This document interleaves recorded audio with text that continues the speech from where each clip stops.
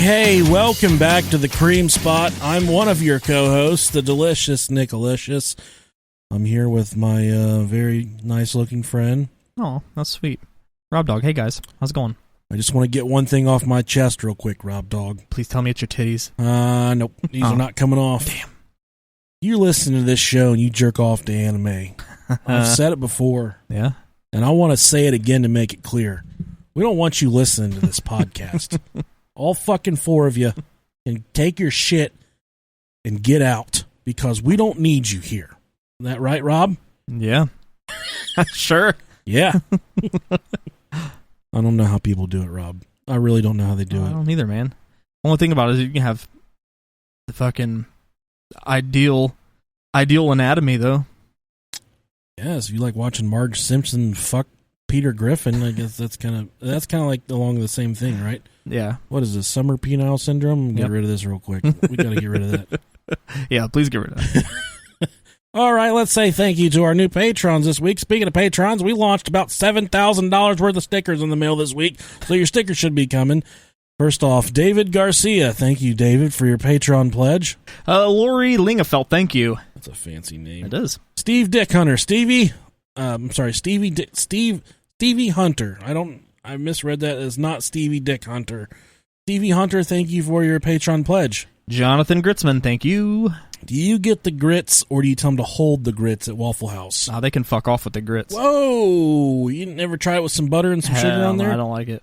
You don't even know until you try. I tried the first time. It makes me feel poor. I was working private security, and then you get a free meal at the end of the night. And the fat lady, I think it might have been a guy, actually. I'm not sure what it was.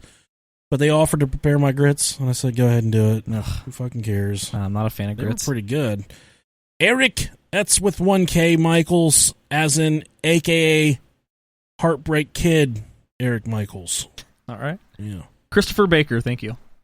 And the old steady, Sam Farrell, as in a feral cat, as are the ones that are hard to fuck because they won't hold still. Sam, thank you so much for your Patreon pledge.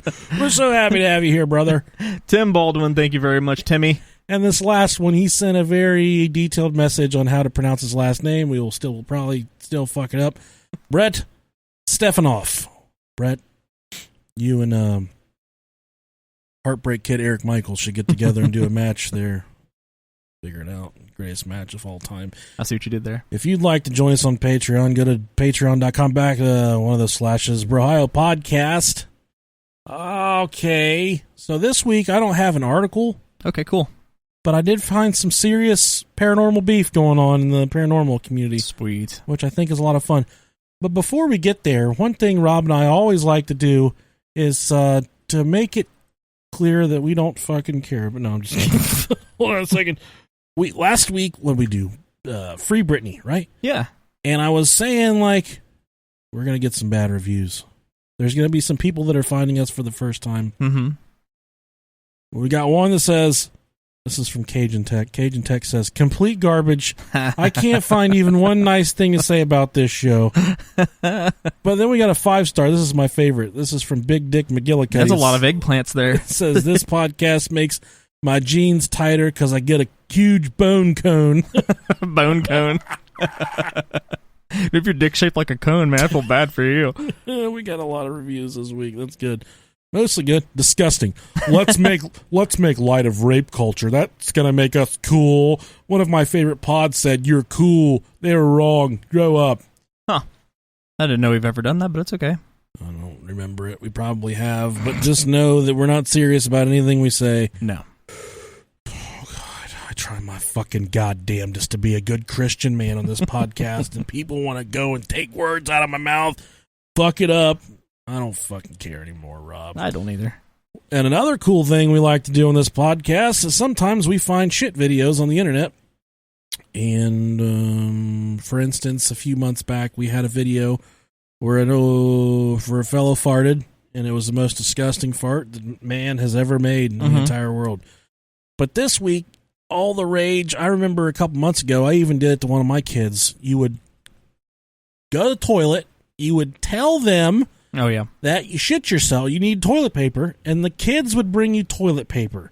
And then as an adult, as a parent, you're supposed to, when you reach for the toilet paper, You're supposed to take Nutella and smear it all over their arm, making them believe they've been pooped on. They've had shit smeared on them. Right. I did it to my daughter, Paisley. She was outraged. She cried. She said, why? She's only 3. She's just like, fucking why? Tell me why did this happen? It's poop. She went, Daddy! She was so mad. But this one's a little bit of a flip of the script here. This comes by way of Tic Tac. I think is that what they call it? That's the one that Trump's getting rid of. Yep. This is about a 5-year-old boy with, he's got brown curly hair, just cute little boy sitting on the toilet. Just got done taking him a big old creamy shit. He calls for his grandpa. He calls for what it looks like probably a 75 to 80-year-old grandpa to bring him toilet paper. Such a good guy. And when the grandpa comes into the bathroom, he's like, what you need, Christian? I think the boy's name's Christian. Yeah. So, what you need, Christian? And this dad reminds me of the dad from Friday when he's sitting down shit. And he's like, you going to smell my your shit for 18 years. You come here and smell my shit. So he starts tearing off the boys some toilet paper, and we'll let them take it from there. Christian, I think is his name. He needs some toilet paper, and Grandpa's helping him out. You know, Bookie come to the rescue, didn't you? Don't feel good. You don't feel good? Here, I get that. The fuck is it? Kristen, is that shit? Yeah. Huh? Yeah. Oh, god damn, Kristen! He says that shit. Damn! Damn!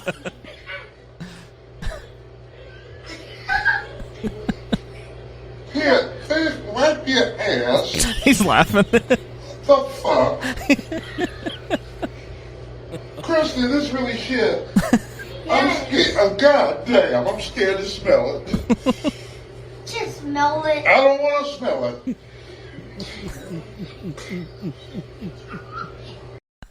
That's so good. Oh, dude, he's oh, damn! He was letting go. Little boy fucking let him have it right there. That's awesome. I wish my grandpa was still alive so I could shit on him. My grandfather would. My dad tells me that all the time. He said, your grandpa would fucking hate you. He would not like you. He would not think you're funny at all. Oh, man. Yeah, what a fucking jerk then. Fucking God. All right, so this week, like I said, there was some paranormal back and forth going online. I follow a lot of weird people on Facebook, which really pays dividends sometimes. And this one did. I caught it before it was deleted. So, one person on the show that we're not particularly fond of, we think it's kind of a hokey dickhead, is Zach Nutsack Baggins. He's, if you've never heard of him, he's from the Ghost Adventures Online. Filthy fucking rich. He gets paid. He gets to go all kinds of TV shows. He gets all kinds of advertising, all kinds of cool stuff like that, because he makes up ghost stuff. And then when you have a person that makes up ghost stuff meet a person who makes up ghost stuff, then inevitably they're going to get into a little bit of a pissing contest. One of our favorite episodes we've ever done here is our Ed and Lorraine Warren episode, and we talked a lot about Annabelle. And in this instance, Tony Spira. Pull my yarn. Yeah, pull my yarn. Tony Spira, he's the head of... What's he the head of? Tony Spira, he is the owner of Annabelle. He's the rightful owner of the real doll Annabelle. Some of you think of the Annabelle you see in the movies, which that's who this Annabelle is based off of. But in real life... Just a shitty old Raggedy Ann. Yeah, that's all it is. Yeah. That's all it is. And Tony Spira is the rightful owner. But I think he might also be the head of whatever paranormal society Ed and Lorraine Warren left behind in New England. Okay. In Boston.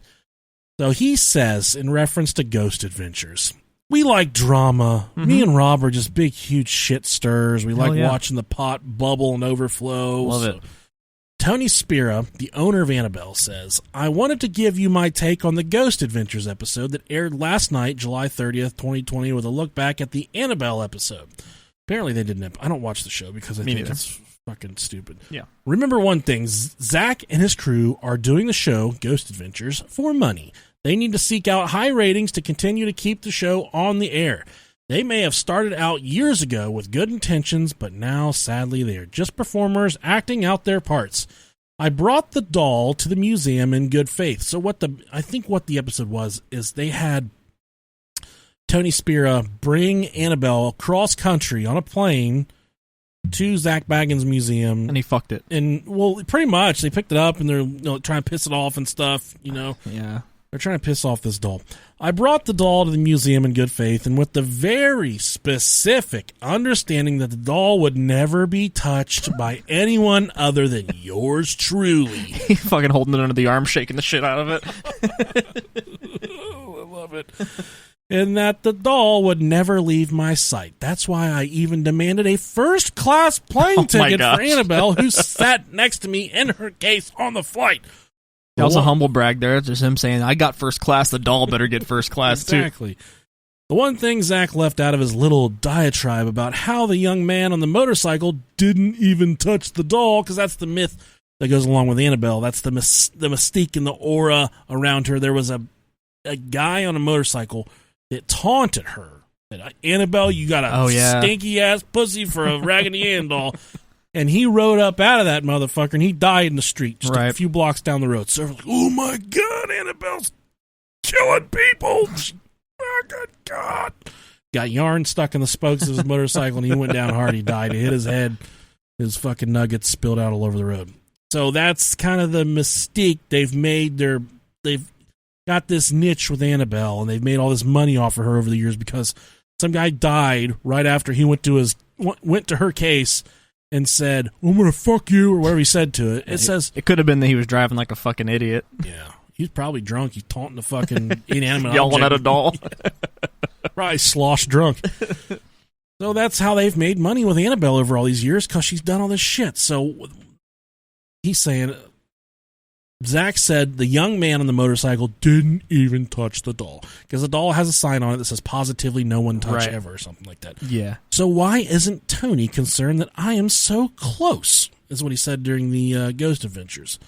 Well, first, I was concerned that he was getting too close. Second, the young man on the motorcycle challenged Annabelle to do its worst. That's what the guy on the motorcycle did. He's like, I challenge you to do your worst. That's what he did to Annabelle. I remember that now. Okay. He said, if that doll can do anything to me, do it to me right now. This was a challenge to the demonic, and the evil within the doll doesn't have to listen to a human. It can do its worst at any time, an hour, a week, a year later, and it did. Zach has no idea what he is doing. Not in the paranormal sense anyway.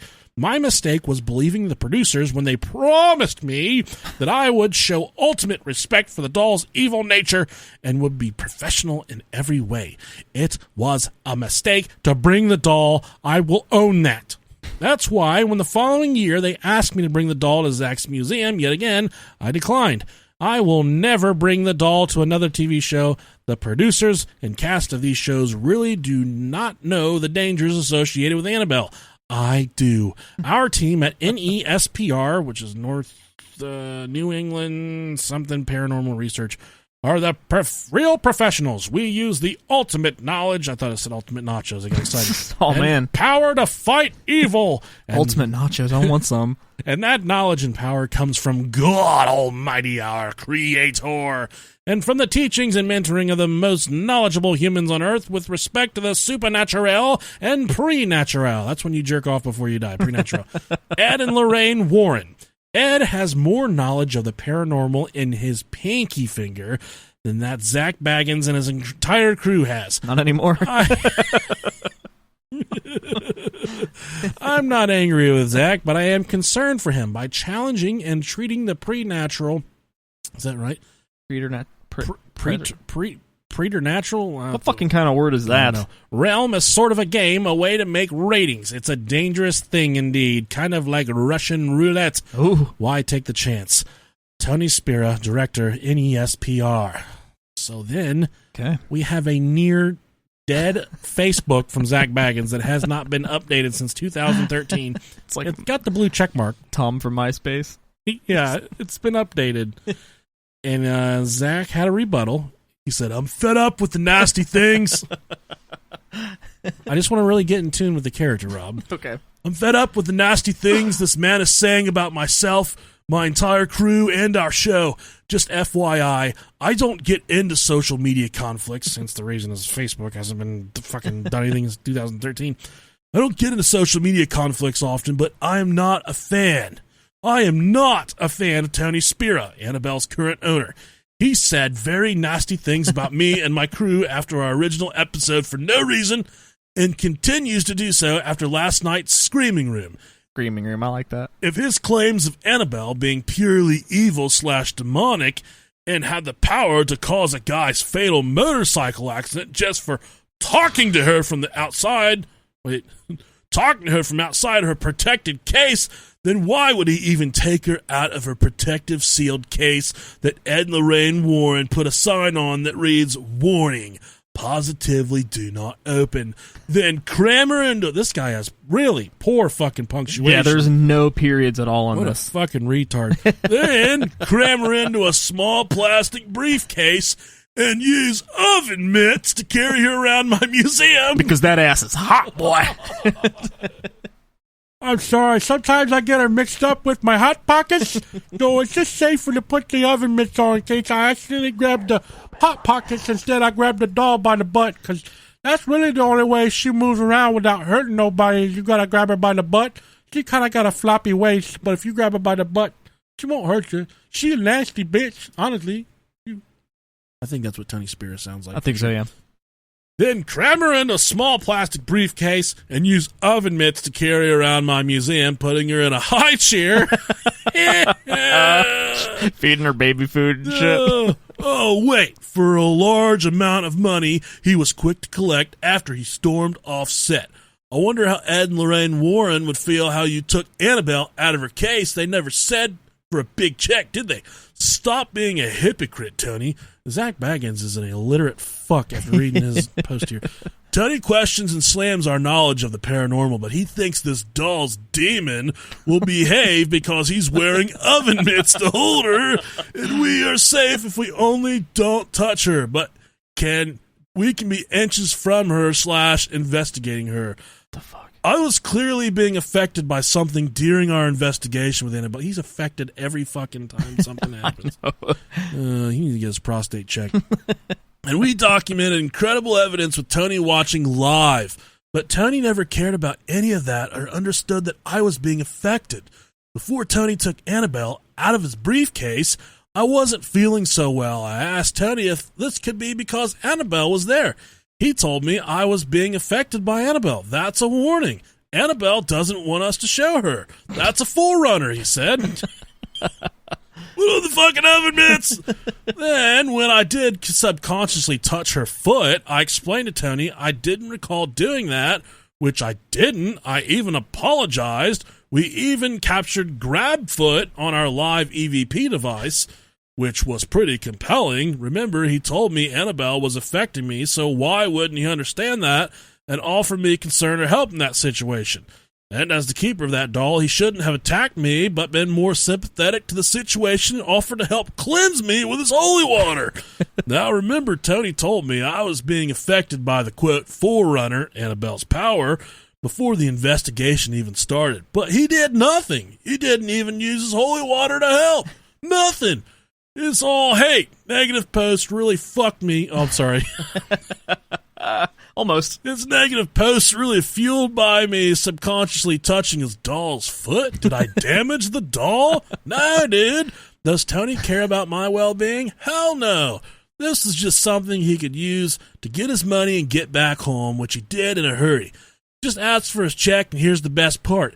He took off his rosary as soon as he was handed his big check, and he left my museum. Why would he do that, dude? If Annabelle just had this power to affect me before even taking her out of the fucking briefcase, wouldn't Tony want to stay protected as well to this demon-possessed doll that he was using oven mitts to carry? This goes on. I just love the oven mitts. That's like the best part. There's 3 more paragraphs. Maybe he has a deal with the devil. I don't know. Tony wrote, I brought this doll to his museum in good faith. Really, Tony? We didn't pay you fucking thousands for you as you demanded? Laughable. Sounds like a quick money grab. Get in and get out. You didn't like us before you even arrived. That was obvious how your nasty attitude was to all of us on and off camera. Not a nice guy at all. Would not recommend. Tony said the young man who died on the motorcycle, quote, challenged Annabelle to do its worst. Here's what Tony quoted the man said as the worst. If that doll can do anything, do it to me right now. Tony, as you agreed to let us do this investigation, not in good faith, as you wrongly stated, but for thousands of dollars, wouldn't you assume our investigation we'd also be telling Annabelle to do something for evidence? Wouldn't that also put us in fatal risk, but was the check you collected more important? Tony also demanded first-class airline tickets only for he and Annabelle.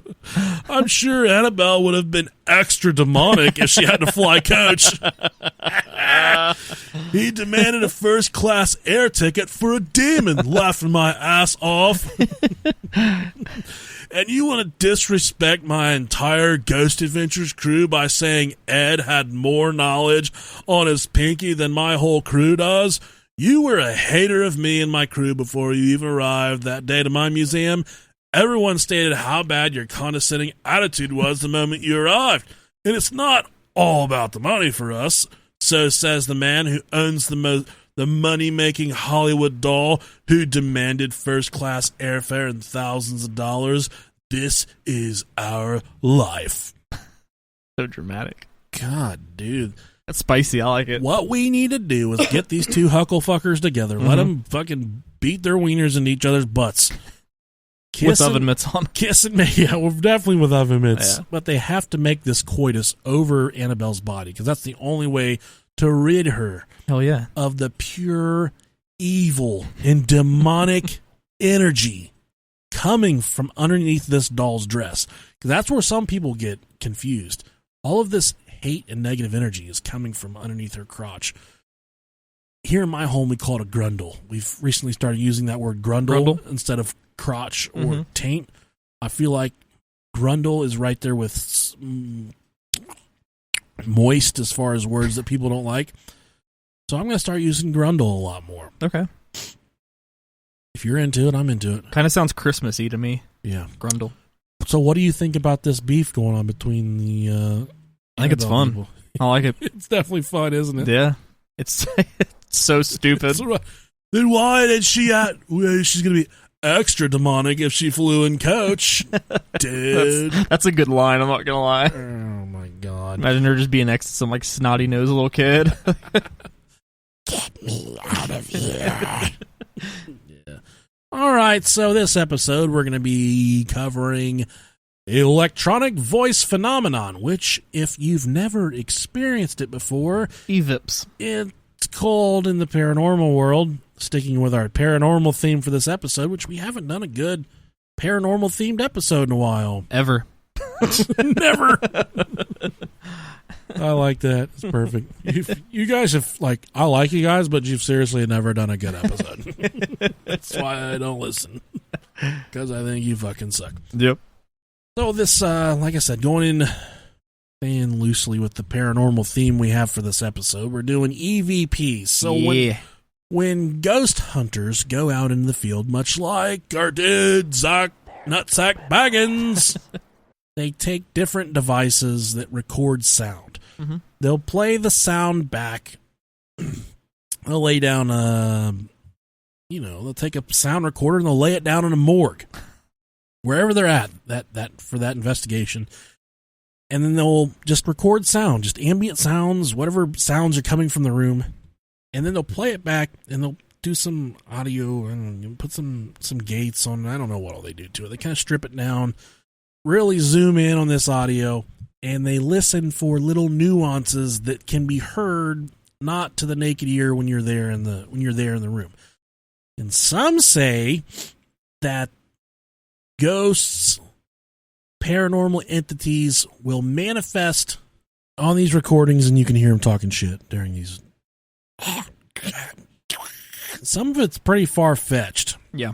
but some of it's not. Some of it's pretty creepy. And in this episode, we're going to have a lot more creepy EVPs than we are anything else. Hell yeah. So we covered the beef between the two paranormal little dick guys. So famous inventor Thomas Edison believed that one day we as humans would have the capability to communicate with the dead through a telephone-type machine. He was quoted as saying, "If our personality survives, then it is strictly logical or scientific to assume that it retains memory, intellect, other faculties, and knowledge that we acquire on this earth. Therefore, if we can evolve an instrument so delicate as to be affected by our personality as it survives in the next life, such as an instrument when made available ought to record something." So it was his belief that, much like, I would say pretty close present day, I think eventually we're going to be able to train computers to completely take on our persona. Oh, yeah. Our character, answer questions the way they're already learning all of our habits. Before I wake up and I look at my Google thing and it's like, your commute is going to be, 100,000 minutes and it's going to be this today. And it lays out my entire day of stuff that I didn't even tell Google that I was going to fucking do, man. Yeah, every single week, every Monday night, right around this time before I come over here, my Google Maps will automatically pop up and say, so many minutes to, and then have your street name. Wow. Because it already knows I'm the routine. It already knows we're gay. It already knows we're going to play. I'm sorry, that's what I meant to say. Gay for pay? Yeah. Is that where you fucked another guy for money? Uh-huh. Okay. Not that I know. In 1949, Marcella Bacci, Becky Bacci of Italy began recording voices with an old tube radio. People would come to Bacci's. I was just thinking it was going to say old tube. Old turd. He has a big ass tube he just yells into. Ah! People would come to Bacci's home to talk with their departed relatives. A few years later, two Italian priests named Father Ernetti and Father Gemelli were trying to record. This sounds like really delicious pizzas. It really does. We're trying to record a Gregorian chant on their magnetophone, but the machine kept breaking. Exasperated, Father Gemelli looked up and asked his father to help. To his surprise, his dead father's voice answered from the magnetophone and said, "Of course I shall help you. I'm always with you." What a fucking powerful moment that would have been. Yeah. As a Swedish opera singer, painter, and film producer, Friedrich Jurgensen was the original pioneer of electric voice phenomena. I love these names. One day in 1959, he was recording birds singing in the forest. When he played the tape back, he heard a female voice say, "Frederick, you are being watched. Friedel, my little Friedel, can you hear me?" It was the voice. I think that was his nickname, was Friedel. Okay. It was the voice of his dead mother. Oh my gosh. Friedel! Friedel! That's what, like, when I hear people talk and they say, I hope whoever comes back and talks to me after they're gone and tells me they're okay.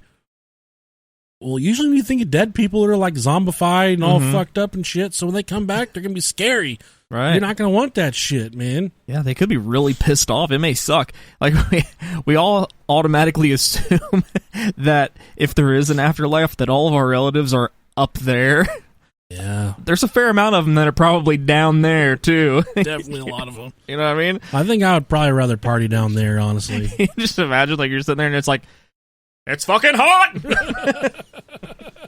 Help! You're not going to believe what they got the AC set at down here, Nicky boy. It's hotter than two mice fucking in a wool sock. So good. Oh, Jesus. He wrote, Friedel, or Friedrich Jurgensen, he wrote some books titled Voices from the Universe and Radio Contact with the Dead. A Latvia psychologist named Konstantin Radiv heard... what? he heard about the findings of Friedel, and he was a skeptic, but he decided to try it himself. Okay. He heard voices from his dead mother as well. Okay. And that was kind of the infancy, the true pioneers of EVP there. In 1982, the American Association of Electronic Voice Phenomenon, AAEVP, which sounds like some kind of insurance for people that shit in a bag. Well, I don't have her name written down here. The woman that started this, she claims to have communicated with thousands of ghosts as well as aliens that she's communicated with via EVP. What if I ruin the bag? It's okay, I got AAEVP insurance. Are you tired of using used catheters? Just shit in this bag. We got you covered. I think Wilford Brimley died this. He did, the other day. Yeah. Yeah, her diabetes and diabetes. He lived pretty good for all the shit he had wrong with him when he was making commercials in the 90s. He lived this long. Yeah. That's pretty good. Hunter said he's the new king of diabetes now. Hunter Thornton, our friend over at Murder and Such, he has diabetes.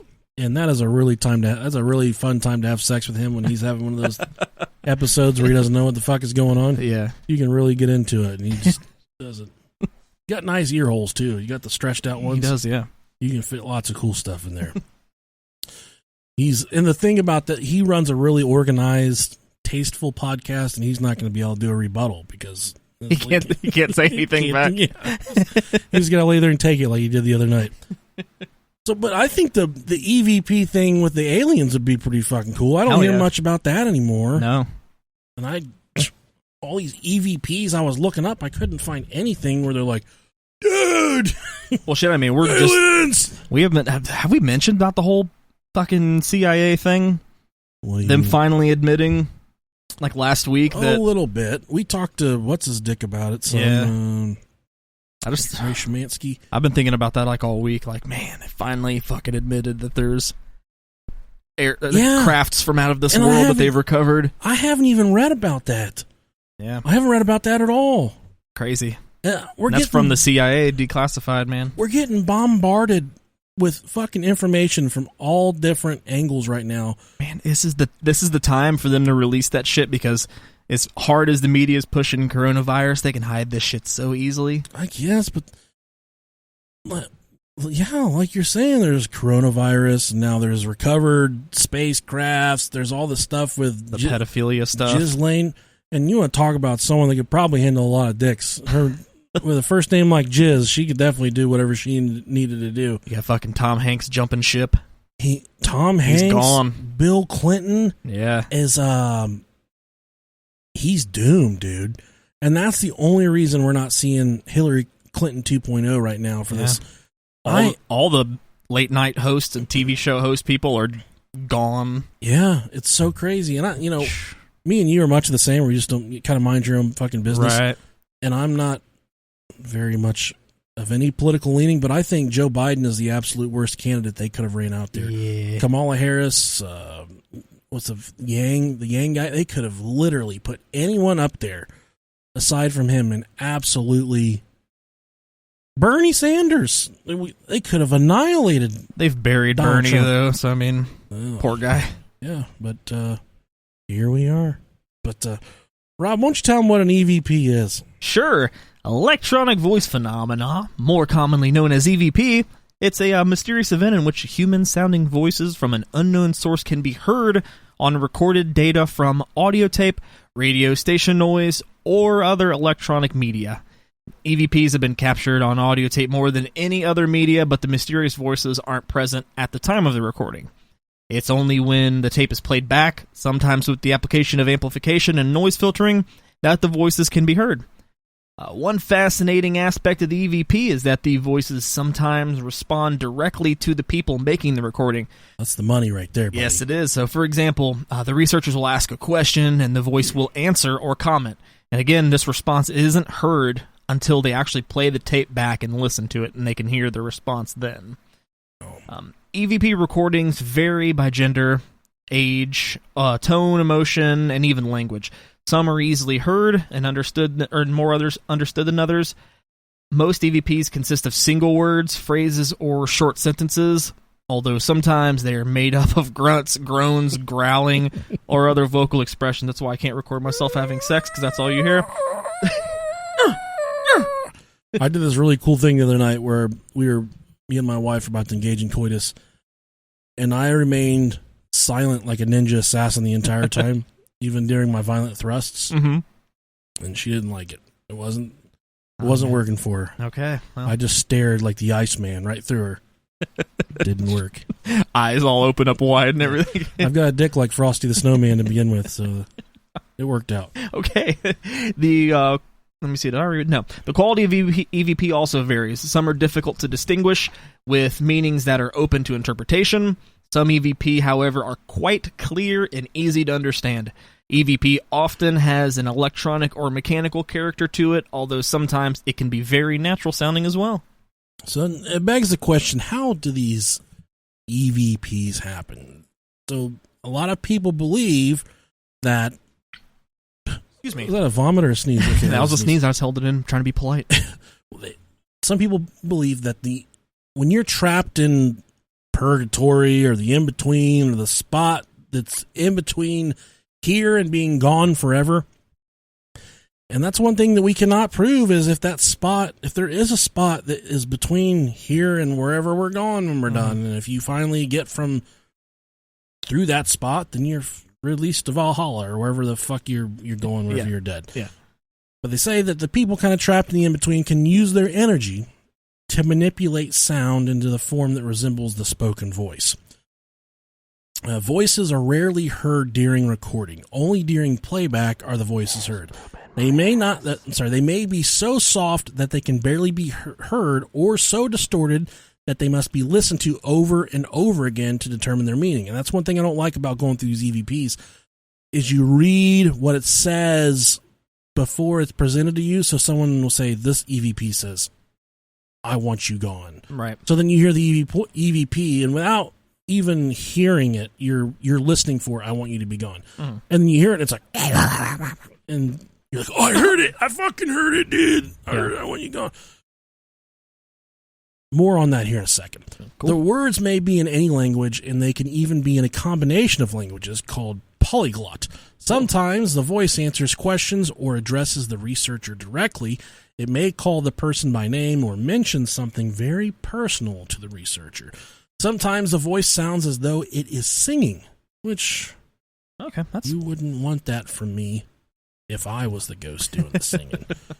Researchers categorize recordings based on their audibility. Class A voices are very clear and easily understandable, which is what mostly will be presented in this episode. Class B voices are fairly loud and clear and are sometimes audible without headphones.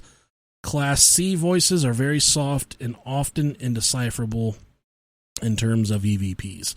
So Class A, Class B, those are the good ones. Class C, that's just, you're grasping at straws because you can't tell the people their house is haunted. And you found some stuff you think might be a ghost. Probably not a ghost. Probably just some inconsistencies there in your recording equipment. Nonetheless, Jennifer Lauer, no relation to Matt Lauer, the guy that fucks all the people and rapes them and all that stuff, director and founder of the Southern Wisconsin Paranormal Research Group, or as we like to call it here at the Brahio Podcast, the SWIP is called on regular. It's called, they all try and arrange it to make it some kind of taps and all that kind of stuff like that. They say the group is called on regularly by companies and homeowners to document paranormal activity. She describes the recording process her team uses. We'll go out to the location and we'll interview the witnesses and find out what is going on, what they're seeing, and what they're hearing. We'll also take equipment readings to make sure what they're sensing isn't an electromagnetic field or radio waves.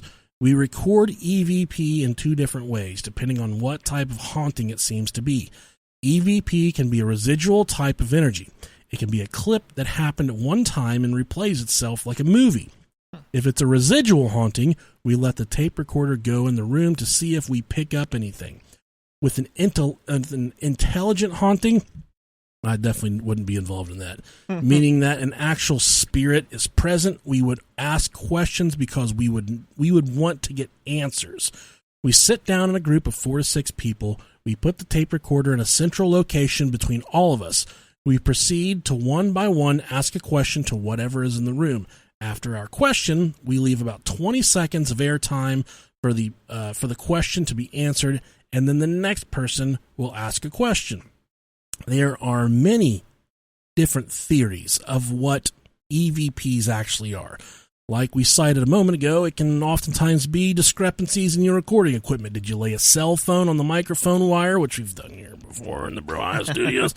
Fucking Jerry Pauly's like, I can't get goddamn country music. Quit playing them podcasts. I was like, because you live in Kentucky, you fucking idiot. I remember a few months ago, he was having, this is about a year ago, 2 years ago, and he was having problems with his recording equipment. It was picking up constant country music. Yeah, it was picking up radio stations. I remember that. And I'm telling him, like, you got to buy shielded cables, get a fucking surge protector. I'm trying to help him out with all this stuff. Yeah. It never dawned on me he's recording in Kentucky. The shit just fucking plays no matter where you're at. You only have to have a radio on. You can just hear it floating in there. It just comes with the wind. It does. I swear, don't tear my heart, it's like a car driving by with its window down. That's what it is. So, yeah, go check out, if you guys are into country music, go check out Hillbilly Horror Stories. They're really good they can educate you about ghosts, and they can play some country music for you. Stellar people. No better two in the entire world. A lot of skeptics think that, like we said, it's just discrepancies there in the recording equipment. Some believe it's whomever is deciding what the EVP says.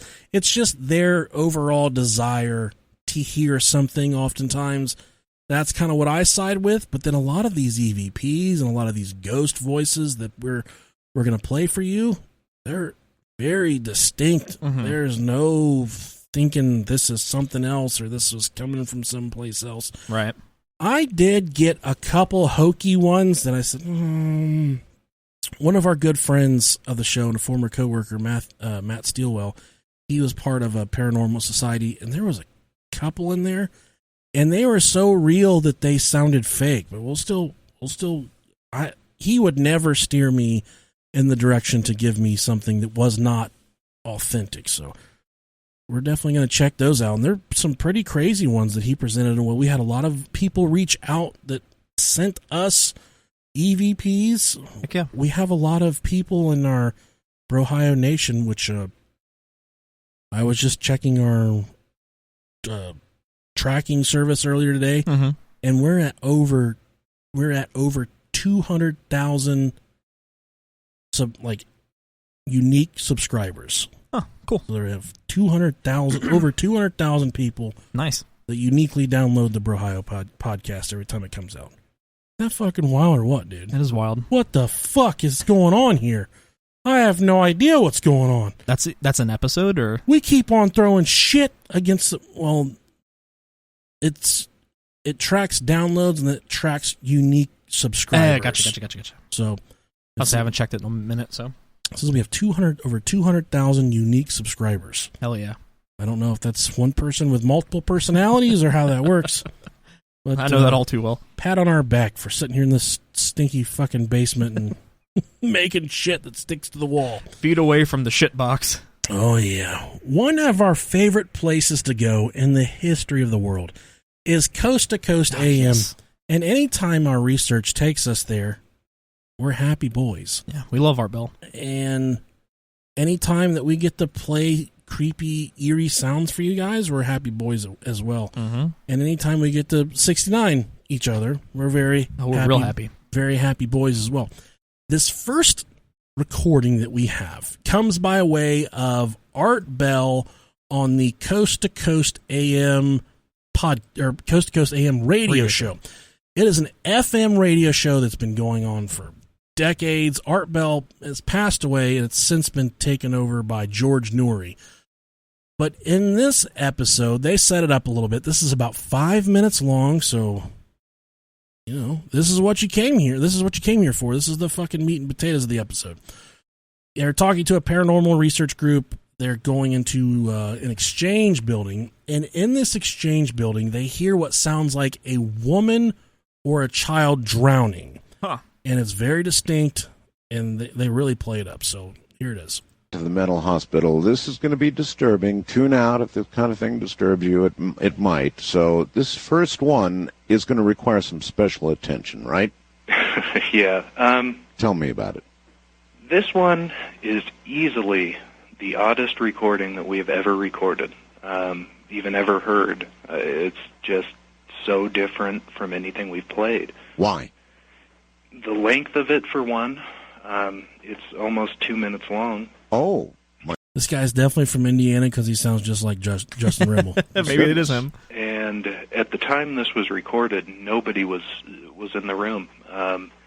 What had happened is I had been recording at the upper level of this mental hospital for a while. Right. And my battery started going low on my laptop. Right. So I moved the laptop downstairs into this room that was way off at the very end of the building and plugged it in and set it on a shelf and just let it sit there and record. And after I did that, I started walking out of the room and went outside, and everybody else had followed us out there, and everybody was sitting outside at the time this was recorded. And it sat there silent for about 7 minutes. And then all of a sudden, after about 7 minutes, you hear what can only be described as a child. And followed by the child, you hear an older man, and then the child again. And the child keeps going on and on. This was recorded again in a completely empty room. Yes. And there's no chance that conversation going on outside that room by any of you or anybody else could have been what we're about to hear. Oh, no, definitely. And for one, it is, to me, definitely a child. There's no question that... You had no children anywhere near? We never have children. We don't allow anyone under the age of 18 anywhere near our investigations. The other odd thing is, for about 15 to 20 seconds at the end of this recording, you hear water, and you hear it splashing and splashing back and forth, and almost a thrashing sound. And then you're going to hear a thud, and the sound just dies. You hear nothing else after that. In fact, the next thing you'd hear is me coming in to pick up the laptop and move it. We didn't include that on this clip, obviously, but... How do you interpret that splashing and thrashing? To me, listening to this over and over and over again, and this is what really bothers me, Barbara and I and the rest of the GIS had a big debate on whether this should even be included in the show, because I thought it was almost too disturbing to play. But to me, it sounds like what you're hearing is a kid saying, "Help me, I can't breathe, I couldn't breathe." And a child drowning is what you think? Yeah. I mean, I can't take it any other way. And, we've played this for quite a few people that aren't in our group, that don't normally listen to EVP. Yes. Didn't tell them what they were going to be listening for other than everything you hear in this clip should not have been there at the time. And they all come up with the same conclusion, that this sounds like a child being murdered. Oh, my God. All right. Anything else we should know before I play it? About the only other thing you should know is that you will hear water in this clip being thrashed around. And really? There was absolutely no water in this building. This building hasn't had water for over 20 years. It doesn't have water running to it, period. All right. Let's let everybody decide for themselves. Here it is.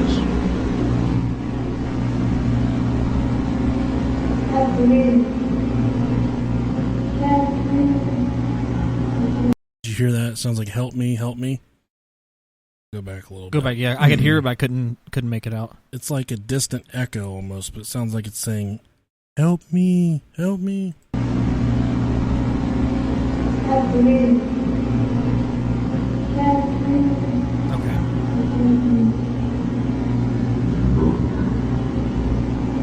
Did you hear the guy's voice right there? I heard it sound like a burp.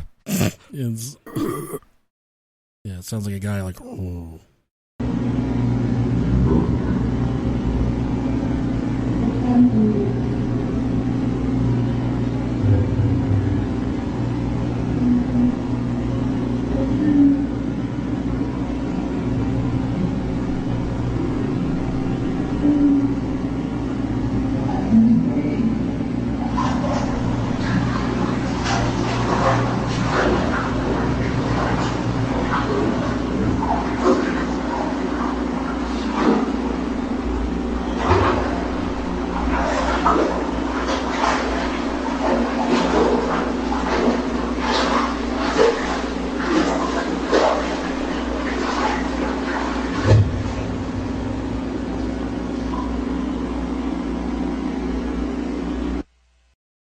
that sound like some kind of struggle? Definitely.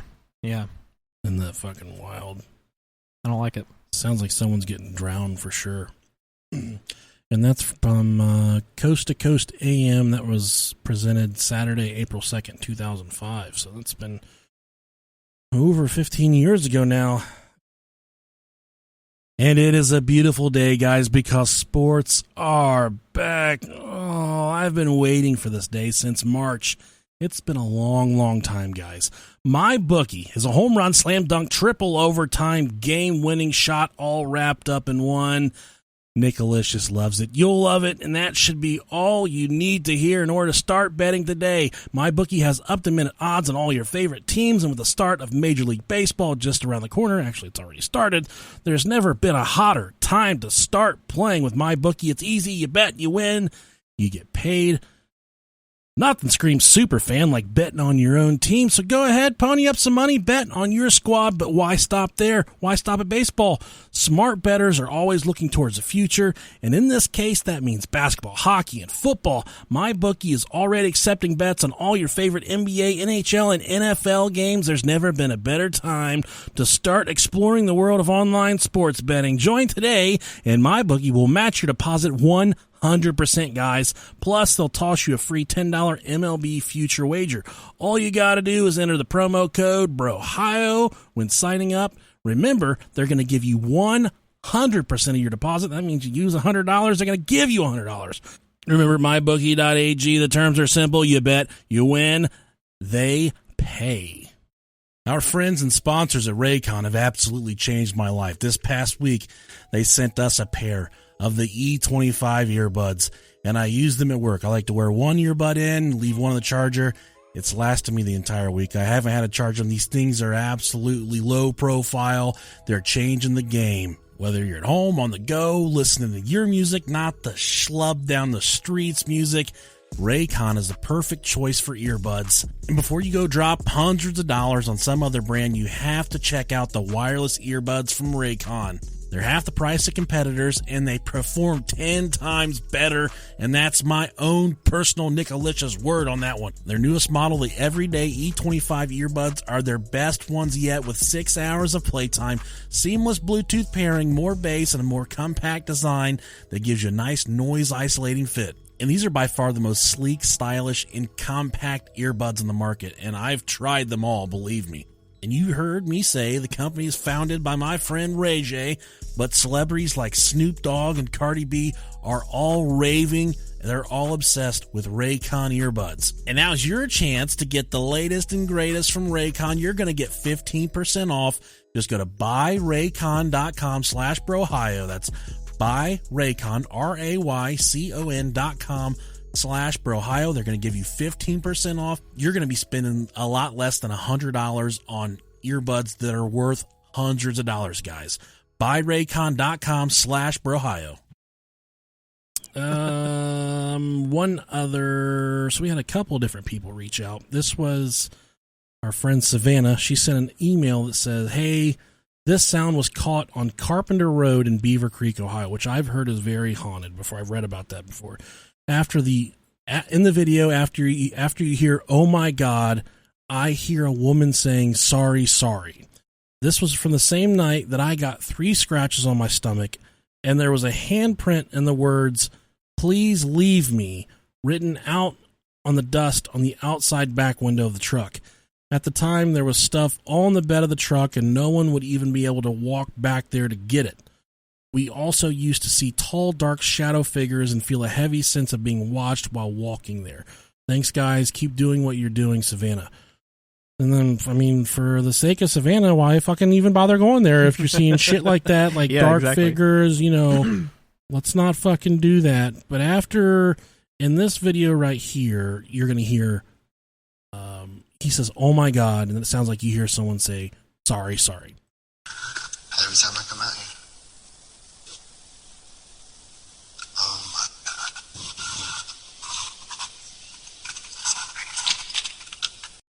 God. It's really quiet. I heard it. It's really, really quiet. And I didn't say this at the beginning of this episode, but this episode is best consumed on headphones this week.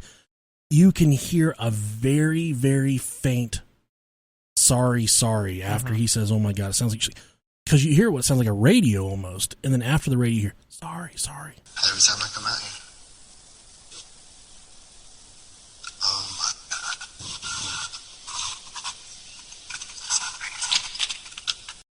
God. Yeah, it's very faint. Yeah, I'll try and boost that up there after the show so we can make sure you guys hear that pretty well. But I definitely hear something there at the tail end of that EVP. Yep. I guess, sorry. Oh, I don't want that one bit. I'm not trying to do any of this stuff, Rob. There's a huge part of me that so badly wants to do ghost hunting and paranormal investigations. Right. But all the shit that I've talked, all the stuff that I've said, I feel like once I open myself up to something like that, they're going to be like, you're stuck. Now it's our turn to get the fat boy. Now we're going to get him. He's wide open. He's not eating. This next one comes from our friend Jeff. He says that my name is Jeff. I'm not going to use any last names here in case these people have warrants or anything, which they might. He said, I ran a paranormal group in Westchester County, New York. This was from an investigation we did at the restaurant called the Candlelight Inn in Scarsdale, New York. There's 3 of us investigating, and none of us whisper. The whisper is the EVP saying, please leave. I thought you might enjoy it for the show. Love listening to the podcast. I hope you use it. If you have any questions about it, feel free to email me. So let's see if we can hear this one talking about. What's today's date? Today? Temperature's constantly dropping right now. It's a good sign. It knows it's here. It knows we're here. We're gonna leave. Oh my God. Did you hear it? Do it again, yeah. Yeah. Please leave. Yeah, I definitely heard that. It knows it's here. It knows we're here. We're gonna leave. Jesus. Yeah, Jeffy boy, get the fuck out of there. If you're still there, you need to get out. Fucking Schmiegel's in there with you and get the hell out. Please leave. Here. It knows we're here. We're gonna leave. Oh, I don't like it. No. Knock that Black Pearls jumbo owls over. Black pearls and jumbo owls. What the fuck were those guys doing? Yeah, dude, that thing clear as day. He said, Please leave. We're here. We're gonna leave. Jeez.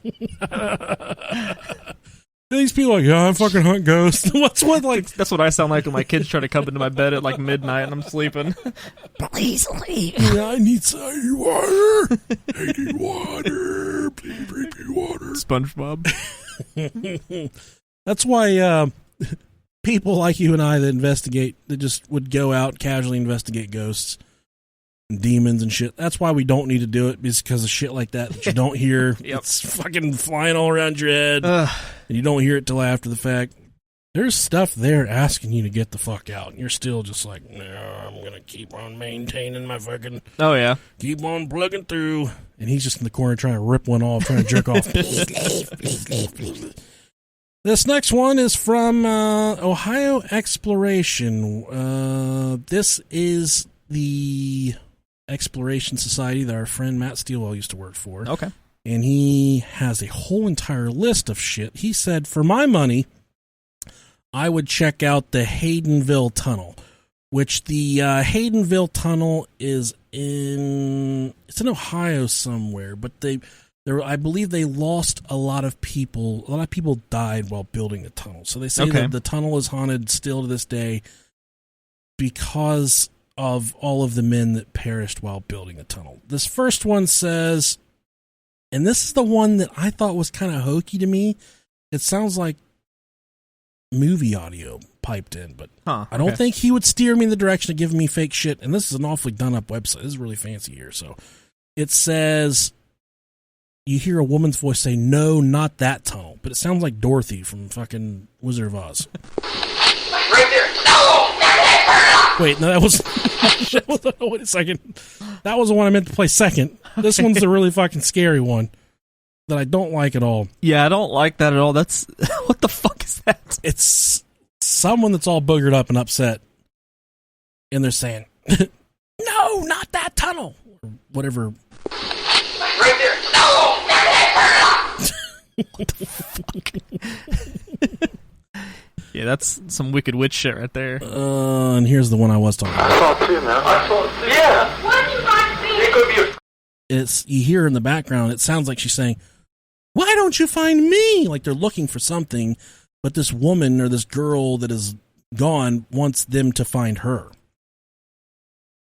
I'm going to play it. I saw it too, man. I saw it too. Yeah. What do you guys see? It could be a... You hear it back there at the tail end? Yep. Oh, God.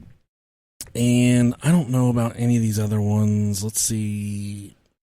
There was one incident where someone's arm kept getting touched. And this allegedly has some creepy audio that was kind of going along with the same point that this person reported their arm was suffering from some strange touching. Smith, you just got touched down here. Fishing. I hear it. He's like, Yeah. kind of back there making some kind of noise. Just got touched down here. Fishing. And I hear some kind of indistinct growl for sure going on right there. But they have all kinds of stuff that you guys can go check out at ohioexploration.com. And thank you to our friend Matt, good friend of the show. He's been on here a couple times. Yep. Thank you, sir. This next one comes from a longtime listener, Nick Ferrigno. He's really good at doing deep fakes where he photoshops pictures of me and Rob's face on dicks and all kinds of stuff like that. But Nick has a bit of a paranormal side as well. He isn't just an avid dick photoshopper. He does some paranormal hunting in his spare time. This one comes from the Waverly Hills Sanatorium, and this was captured in March of 2011. We did an episode on the Waverly Hills Sanatorium. Mm-hmm. Just a place full of misery, evil, sheer fucking shit, man. Just the worst of the worst, mistreated people. Crazy place. All kinds of wicked stuff that you would expect at a sanatorium happened there. And in his video here, I have to fast forward through it a little bit. He says this recorder was placed on the first floor in the morgue. The floor was vacant at this time, or was it?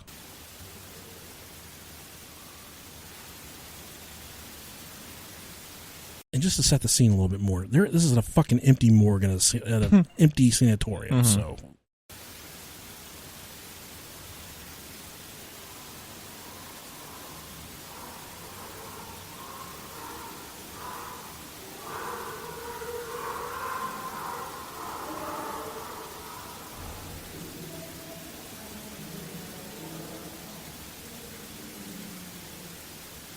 So it's like screams. Yeah. It sounds like a donkey's getting fucked for a second. And then you really hear some screams.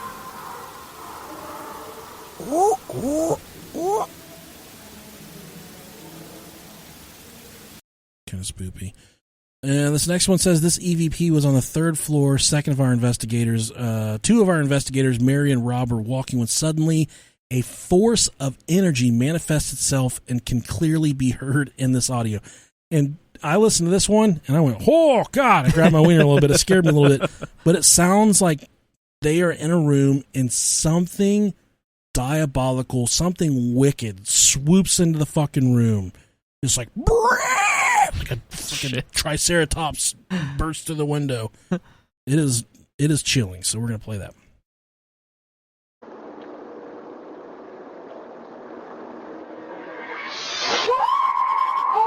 And they hear it. Holy shit. That's what I forgot to tell you. Okay. The people in the room fucking heard it, dude. Yeah. It wasn't just, it wasn't picked up in post-processing. The paranormal investigators in the room hear this thing swoop in. Whatever the fuck it is. So I'm going to play that again.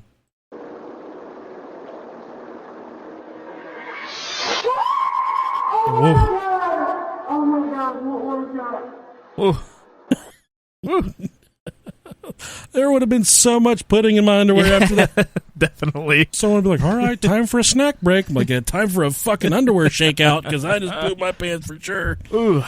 In this EVP on the first floor, Mary asks, "Are you a woman?" If you listen closely afterwards, you can hear a... What is it? Okay. I don't know what you can hear. Okay. Can you tell us what your name is, please? Okay, so this is one of those ones where he's trying to interpret what is said. Okay. He thinks the ghost is saying Sharon, Dick, and Bob. Not a very intimidating name for a fucking ghost. What your name is, please? Sharon, Dick, and Bob. Or what if he just misheard it and it's saying Sharon wants some dick and cock?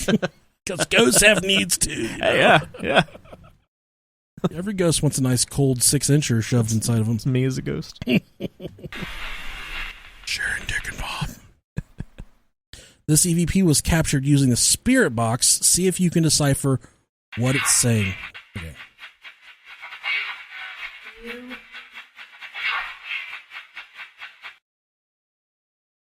I don't know what that said. Finally, in this last EVP captured in the cafeteria, we must have been communicating with someone who died while at the Waverly Hills Sanatorium. Did you die here? Oh, that sounded like That sounds like shit. Shit, you got me. Shit. So thanks to our friend Nick for submitting those audio clips from Waverly Hills. Yeah, thank you, sir. This next one's a good one I found while scouring the interwebs. It comes from NJ.com, which I'm assuming is New Jersey. The Emlyn Psychic, I think it's spelled P-H-Y-S-I-C-K. The Emlyn Psychic Estate in Cape May is rumored to have its share of hauntings, ghost sightings, and paranormal activity.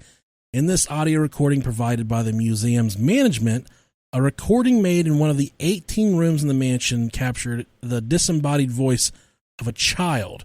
It sounds like the child is saying, "It's mine." That's an ad, which, sorry folks, I gotta go through here and switch. I know I say this every single fucking time I use YouTube on this fucking show. I have YouTube Premium. I pay for that shit, okay? So here is the disembodied voice, the child saying, "It's mine." A phantom voice was caught in an audio recording in Cape May's 1879 mansion. Recorded in the bedroom of Emlyn Psychic Jr., you'll hear marbles falling and then a child say, "It's mine." Okay. Wild and Grace. Well, They're so Oh, wow. wild and Grace. well, They're You can definitely hear something like a little kid squeak right there. so wild and Grace. well, They're so wild and Grace. well, They're so This don't sound like marbles. That sounds like he's getting fucking shot with a machine gun. Sounds like clapping to me. It sounds like not marbles, but the shooters, the bigger ones. Yeah. When I was a kid, I used to lay on my back, and I would try and get about 6 or 7 of those shooters up my ass. And then I would call my brothers up to my bedroom in the attic. And then when they would turn the corner to go up the steps into my room, I would shoot all those shooters out of my ass, covered in shit and lube, all the stuff that I would shove up my ass. Well, shit was already in my ass. I didn't have to put... Rarely would I have to put poop back in my ass for any kind of reason at all, Rob Dog. Right. But in this instance, normally my ass was shitty enough to where when I put the shooters back up my ass, well, I didn't put them back. Just there was only one time going in. Oh, okay. They would just get shit on them, and then I would shoot the shooters out of my butt down the steps. And it's like I felt like Macaulay Culkin in Home Alone when they come run up the steps. They'd be slipping in the little shit covered shooters, marbles, giant marbles. Perfect, man. Yeah. You know what that taught me? That taught me my fucking brothers are not mentally as strong as me. They're weakling. They're weak. You alphaed them. I did. And then my brother, he stopped me and said, "Are these marbles covered in shit?" I said, "It doesn't fucking matter what it is. You didn't make it up here, did you? You're not the king of the mountain right now, are you?" This next one, we're going to give credit to American Paranormal Research Association. They were investigating Linda Vista Community Hospital in California. The hospital itself was opened up in the early 1900s. It kind of went through a phase where a lot of bad houses in a bad neighborhood started to surround it, which made the hospital itself suffer pretty badly. They got really poor employees, and the people there at the hospital were just not fucking being taken care of at all, which always makes for a good ghost story. Always. Every single time. 8 feet off my bed because my fucking bedpan hadn't been emptied out in 3 weeks. I could kiss the ceiling. I was covered in poop marbles, and I couldn't get back down to Poop Mountain. The hospital itself closed in 1991 due to, just poor management, mistreatment of patients. But once it did close, there were a lot of stories that came out about how poorly these people were actually treated at Linda Vista Community Hospital. Now, people that investigate this place present day say there are 3 spirits that inhabit the property. There's an orderly that still walks the hallways, and there's also a little girl that walks the hallways and cries, and there's a young woman that paces the hallways by herself. This EVP was taken from somewhere in the basement of the hospital, but the voice in the EVP can be heard saying, "We're not dead." Oh, okay, It's always fucking good. How are you associated with the hospital? Yeah. It's a really creepy whisper right there, but you hear him say, "We're not dead." Associated with the hospital.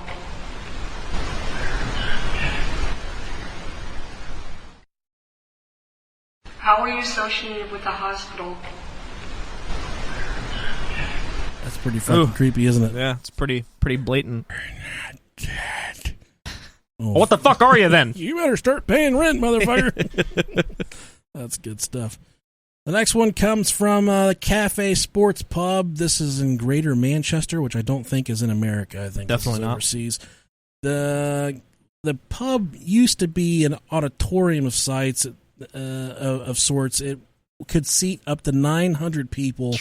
It then turned into a club called the Roxy, I do believe. Oh, okay. And it went through different, and then it turned into a fucking skateboard park. So it's haunted by a bunch of fucking kids with mascara and fucking Vans shoes and shit. But now, present day, it's the Cafe Sports Pub. Noises from inside the cellar are heard by people that work inside the pub. They also say there are many shadows that just violently move about the property. There's a mysterious man that hangs out at the end of the bar. There's moving objects, and there's things that move all by themselves, including tables that have been said to levitate across the property. In 2011, this ghost hunting group, they heard an audible, "I'm not done here." Okay. And they didn't hear it at the time of recording. They heard it in post-processing, everything. Hell yeah. But it sounds like they're hearing something say, "I'm not done here." Okay. Okay, you ready? This is really at this time, Rob. Okay.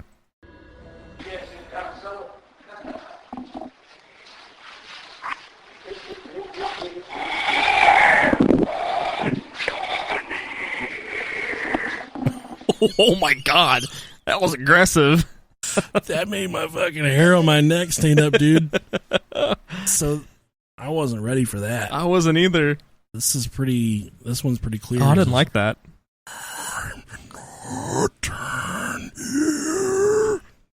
I'm gonna play it again. This is fucking creepy, dude.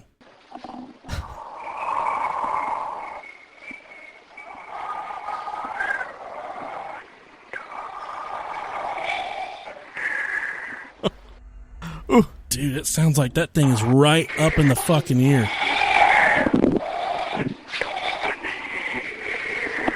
Oh no. That was aggressive. You gotta let him do his thing. Yeah. Don't slow him down. Just open up your booty hole. He knows what the fuck he's doing. I usually say quite the opposite to my wife. I'm like, "I'm done here." I know you were thinking you were going to get a lot more, but I'm done here. I read a meme that said, I think Rimmel posted it, says, if a guy puts it in you and he says, "Oh, fuck," as soon as he puts it in, game over. Prepare for the best 36 seconds of your life. It's so true. If God wanted us to last longer, he would have made women's vaginas dry, not wet. Yep. Not that wet stuff. Yep. Don't blame it on us. It's your girl's fault. Why'd you make me do this? Oh man, I make my wife wear a Bob Ross mask when we have sex. She holds a paintbrush. It really helps me last longer. It works pretty good for both of us. She gets to set me off. She's really into Pinterest and shit, so she gets to do that side of her stuff, and I get to pretend I'm having sex with a 60-year-old PBS painter. Kid walks in. It's a happy little accident. Little trees over there. Why don't you close that little door when you're all done here so I can finish making you a sister? Oh, put these little mountains and deers here in the distance. I think everybody's dressed up as him at least once for Halloween. Yeah. I have. Him and Dog the Bounty Hunter. I had a really good Dog the Bounty Hunter costume one year. I got really drunk after that one. Dog. And I ripped a fucking bush out of the ground and threw it 4 stories up. We were in an apartment complex. Poor apartment building. You know, I was with Roy. Roy always got the worst into my shit, dude. Some maintenance guy's probably like, what the fuck? And I was like, I was just ready to go. I was wearing a bulletproof vest with no shirt underneath of it. That's very dog-esque. And I said, I'm going to rip this fucking bush out of the ground. Roy was always like, when I got really drunk, Roy would turn to my dad and he would be like, no, you're fucking not. And I said, I'm going to rip this goddamn bush out of the ground. And he said, get in the fucking car. So I proceeded to rip the bush out of the ground. And there was an old lady upstairs, like 4 stories above us, smoking. Mm-hmm. And she's like, oh, my God. And I took the fucking bush. And she was smoking on her balcony of the apartment. And I threw that motherfucker up there. First try, I got to land on her balcony with her up there. And Roy's like, we're going to get in trouble now, you dickhead. I said, they're not going to be able to dust that thing for fingerprints. I was thinking really... like they're going to bring out the crime lab. What do you look like, ma'am? Well, he was about 80 pounds overweight, and he had a fucking mullet and a bulletproof vest. And he had feathers in his hair. That's so good. And he kept calling everybody bra and asking for ice. The perfect time to commit an uprooting of a bush. Ma'am, so you're trying to tell me some fat guy dressed as Dog the Bounty Hunter ripped a bush out of the ground downstairs and threw it up here 4 stories while you were smoking one of your Newports. Yeah, that's what happened. Very likely story. I'm thinking about that now. I'm like, yeah, that was a perfect fucking crime. People oftentimes ask about the perfect crime. That was the perfect crime. Yep. And in protest, I got in his car in the front seat. He told me to get in the back seat because he thought I was going to puke. But I said, no, I'm fucking fine, dude. And I got in the front seat and I rode upside down. So I put my oh my God, I put my legs around the headrest. And I had my head in the floorboard, and I still put the seatbelt on. You're supposed to do whatever you can to assure you don't throw up. You're doing the complete opposite. God, he had all the reason in the entire world to euthanize me, and he never did it. He's such a sweet soul. That's great. What a sweet, sweet soul. This next one comes from one of our favorite places, Athens Lunatic Asylum, a.k.a. The Ridges here in Athens, Ohio.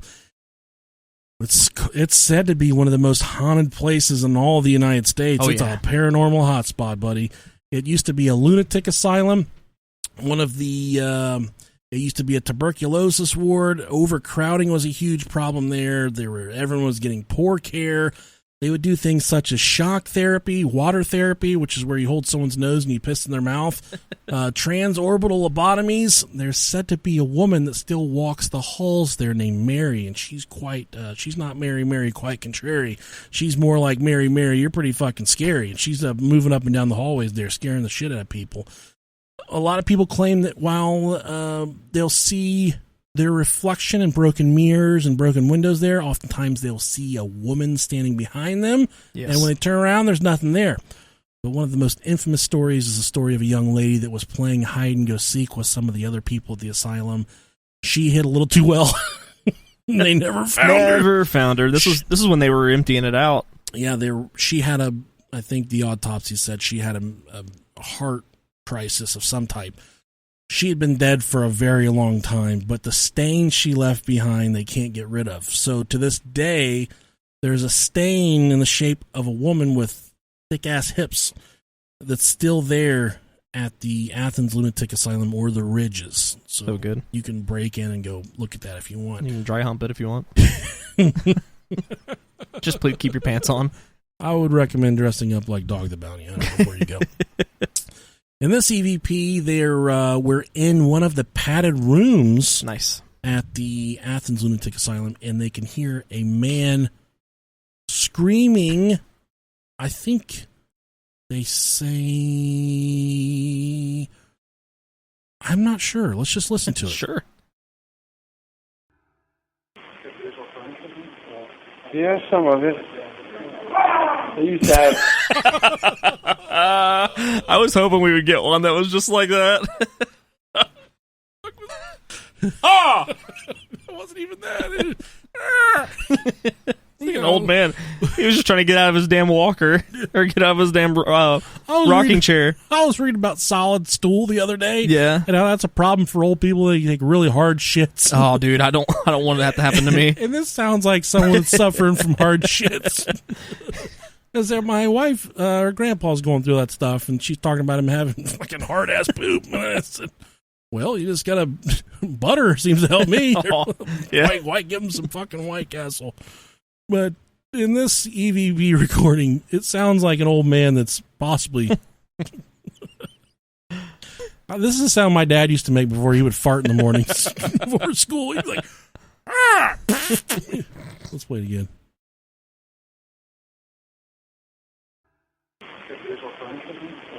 Yeah, some of it.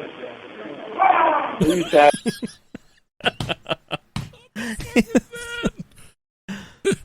Oh! He was so not happy. Maybe he came. I don't know, dude. I love it, though. It's good. Yeah, some of it. You said. Yeah, some of it. You said. Man, I would have been pissed that I didn't hear that like the first time it happened. Oh my god, I can't stop laughing. He definitely got his ball stuck in a zipper. He just sat on one of them. That's nut. Old people have long balls, right? Oh! I have this reoccurring nightmare where sometimes I like kind of move on the toilet seat to readjust myself. Mm-hmm. I worry about my nuts sliding up in between the toilet seat and the porcelain, and then me putting full weight down on the toilet seat with my nuts in between it. Yeah. I think that's what this guy's dealing with right here for sure. Had some stuff in there. Some of it. That's so good. I like it. I like it a lot. That's not scary at all. That would have been funny. I would have laughed if I was there. Oh, and this could be a definite topic for one of our episodes. The Hellfire Club in Dublin. Apparently, there's all kinds of fucking wild shit that's happened there. Dude. With a name like that, who would have ever thought that? It's in Mount Pillier Hill. William Conley built it as a hunting lodge back in the 1800s, I think. He used rocks from an ancient burial site. Oh, yeah, not a good idea, buddy. To build the fucking building. Way to go, Bill. It's since been overran by Satanists and more of like, it's kind of got like a Bohemian Grove, Pizzagate vibe to it where they do all these sacrificial things with animals, possibly kids. There's a story of a farmer's daughter that was kidnapped. She was raped and cannibalized in the Hellfire Club building. They say that the group that goes there for the rituals, they even unfortunately made a pact with Satan of some type and then allows them some kind of super fucking strength. I just love how anything that has history, it's always like, it was always occupied by Satanists. Yeah. Like, they're not bad people. No, they're really not. The Cackney Paranormal Investigative Society, or CAC, as we like to call them for short. Good old CAC. Reports this EVP of where they hear whatever is in there say, pretty simply, get out. Okay.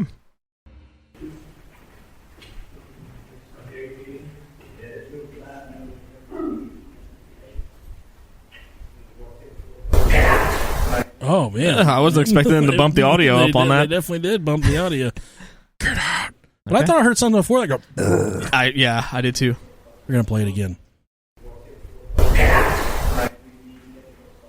They definitely jumped the gain up on that bad dude. That first one was scarier than that. Yeah. I don't know what he said. I didn't like that. I gotta close out some of these windows before my computer starts taking a big old fucking shit poop. I think we're nearing the end, though. Yeah, we are. This next one comes from the Village Salon in Grand Cayman, Louisiana. One of my most favorite places to visit down there in Louisiana. God, I hope this has a Cajun accent. Yeah. Sounds like the dude from Waterboy. It's just the ghost going, boogie, boogie, boogie. Boogie, boogie, motherfuckers. Gatos, run. Goddamn, boy. Goddamn, everybody know that. Homie, where you naked? That's cool, man. You like to see homos naked. That's one of my favorite movies, dude. Yeah, one of my favorite movies ever. So, in Village Salon, Grand Cayman, Louisiana, they're reporting here in a poltergeist. Oh, some moving items. They said they got the clothes hampers fucking flipping over. Just them telling you to do your fucking laundry. Yeah, wash the towels, bitch. They report lots of electrical problems. That's Louisiana. They call the ghost Brenda. Okay. Brenda's back. They report the sounds of marbles rolling across the ground. Hopefully they're poop free. And this EVP, it sounds like they hear someone say, "I'm not crazy." Now let me just say, if you have to say "I'm not crazy," you're fucking crazy. Boogie boogie, mother, boogie boogie. Well, let's listen to this. I'm not crazy. Oh wow, that was really obvious. That's fucking creepy as shit. Damn it, Brenda. She said, "I'm not crazy." It's like nobody's even talking. She's like, "I'm not crazy." You can hear the fucking crazy in her voice. I She know. even sounds crazy while she's fucking dead. Yeah. I'm not crazy. Oh, jeez. I'm not crazy. I'm not crazy. Oh, man. Booga, booga, booga. Boogie, boogie. Who wants some beignets?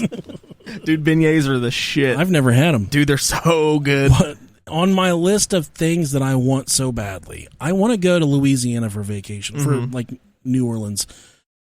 On my food bucket list that I've never tried, macaroons. Are those like the really beautiful disc-shaped?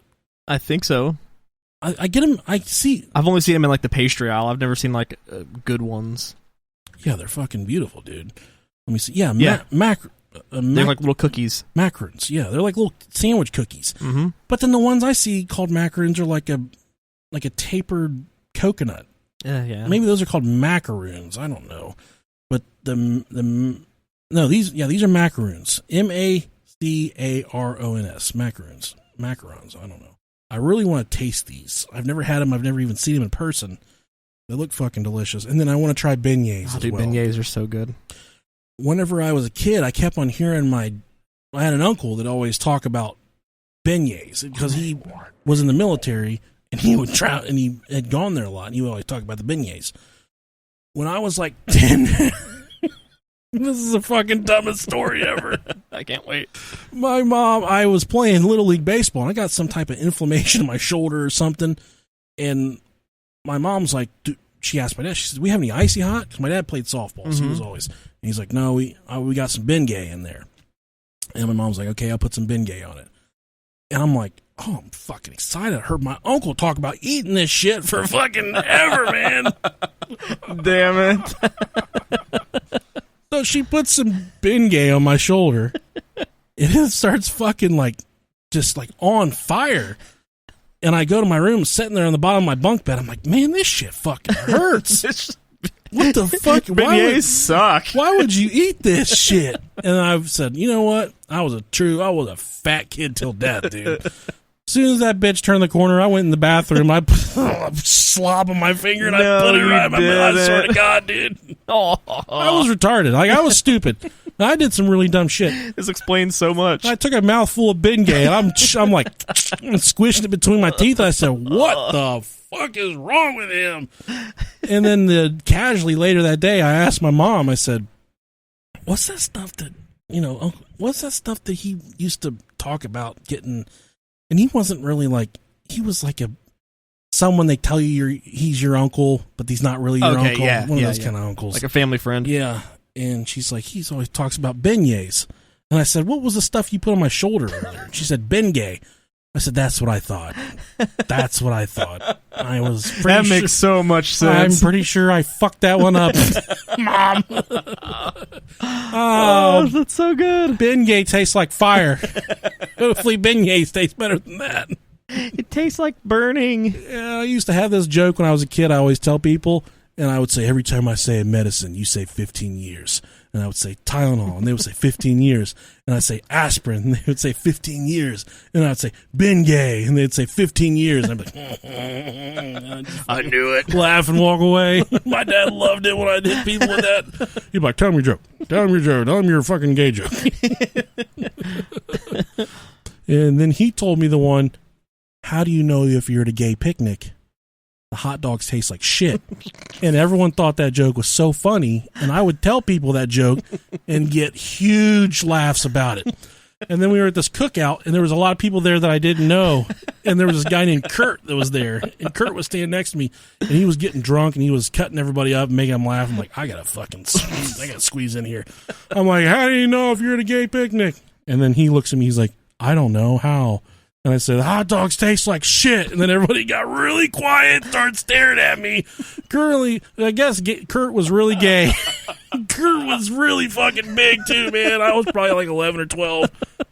I went back to the club van out in front of the house, dude. I locked myself in there. I was trying to kill myself from the heat. But oh, man. I can't believe he didn't even laugh. Oh, he laughed after the fact. He was trying to play hard, like, but then he came back out. And he's like, open the door. And I opened the door. You thought you were about to get your ass beat. I was about to get my dick sucked for real for the first time. I'm thinking, I got to fucking stand up for myself right here. And he looks at me, and then everyone was standing behind him kind of laughing. Yeah. And he just looks at me, and I don't even want to go there, but he looks at me, he's like, it's okay, sweetheart. And he didn't talk like that. He talked like he was a fucking alpha dog. Right. And he said, it's okay, sweetheart. And I got even more embarrassed, and I shut the door. I want to fucking fight him after that, but apparently my dad's like, you got to be careful who you tell that joke around. Now you tell me. Not everyone knows about shitty hot dogs, son. You fucking fat fuck. Oh, thanks for all the guidance, Father. This last one comes by way of Queen Mary, which is one of the most haunted ships or shits in the entire world, however you want to pronounce it. Queen Mary was built in the 1930s, and I do believe it's actually larger than the Titanic. It was a transport luxury liner at one point. It was a World War II ship at one point. It was a shitty hot dog at one point. There was a gentleman by the name of John Henry that was trampled on the ship and killed while fleeing from a fire. They oftentimes hear knocking and screamings coming from the engine room, which some say that is the ghost of John Henry. The pool area itself, they see a little dead person kind of moving around down there. But at one point, there was a banister, a railing on some steps that went down to the pool area, and a girl was sliding down the steps. The waves caused the Queen Mary to shift, and she was thrown from the banister and broke her neck and died on impact. Damn. Little girl on the ship there. There was a cook that was murdered by troops on the ship during World War II. They didn't like his cooking, and they said he cooked like shit.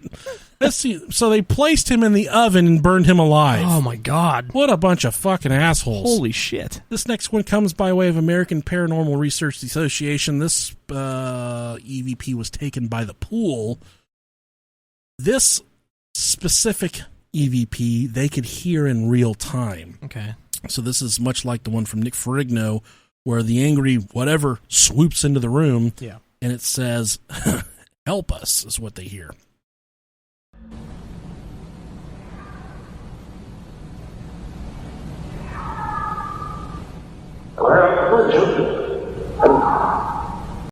Oh, yeah. It sounds like, help us.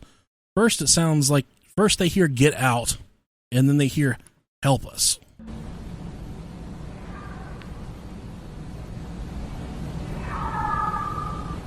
So they're saying that was get out. Okay. I didn't really hear it. I didn't either. Help us! Okay. Help us! Come closer.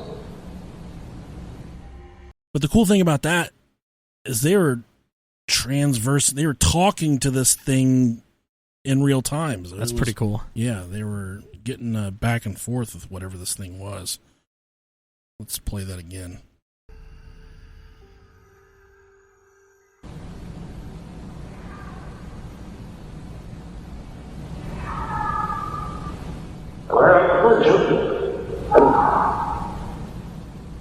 Come closer. I don't know. Okay. Come closer. Come closer. Come a little closer, baby. So that's the story of the time I told a gay joke in front of a homosexual male that could probably kick the ever-loving fuck out of me. And since then, I've learned that it's not okay to do those kind of things. That everyone deserves the same dignity and respect.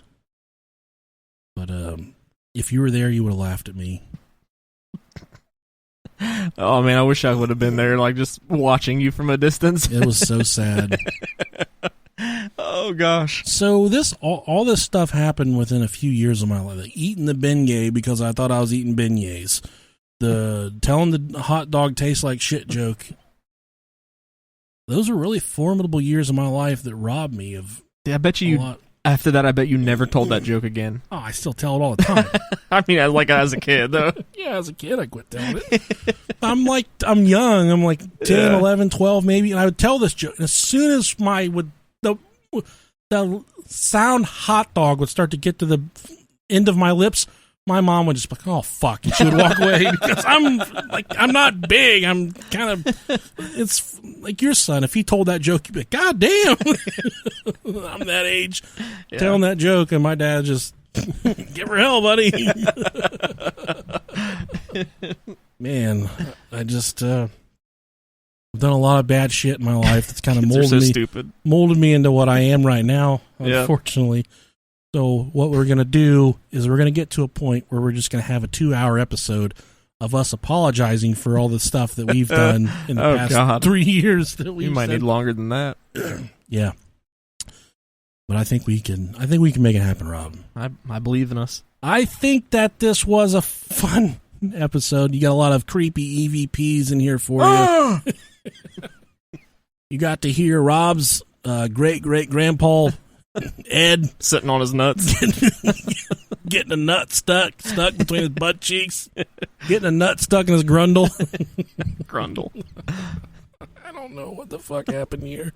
This is why we get bad reviews. People listen to us and they say, "What the fuck are they talking about? What did I just listen to? What in the ever-loving butt-fucking dog dick did I just listen to? I'm so sick and tired of wasting my time on podcasts."